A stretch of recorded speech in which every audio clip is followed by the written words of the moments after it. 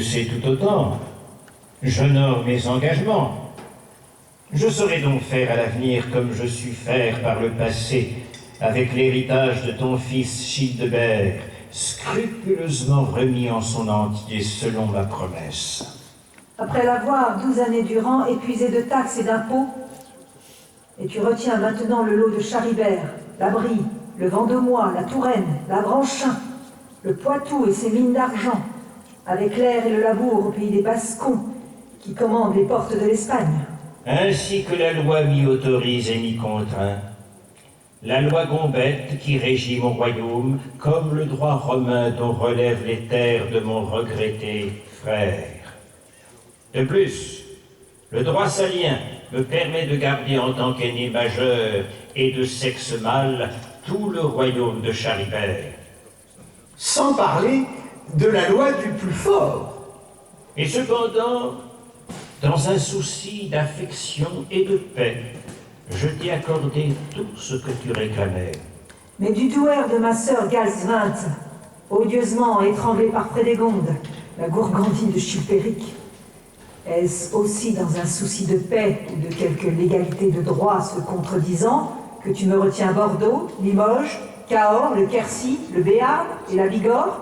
À cause de ce crime dont Chilpéric n'était pourtant point responsable, il accepta de me remettre le douaire de ta sœur Galsvinte afin que tu en sois héritière, ne conservant que les marches océanes qui vont des bouches de l'Escaut à la rivière Quénon en glacis protecteur contre les pillards frisons au nord, saxons à l'ouest, bretons au sud. Pour te garder Paris à l'est, de quel pillard as-tu donc peur? Serait-ce les armées de mon fils qui viennent de sauver ton royaume? Ou est-ce au nom de quelque droit ignoré de nos légistes que tu t'arroges la ville qui devait être partagée à la mort de Charibert entre ses 3 frères et leurs descendants? Et quoi? Ne t'ai-je point toujours protégé? N'est-ce point à moi, jadis, qui ai défendu ton fils encore enfantelet contre les entreprises de Chilpéric?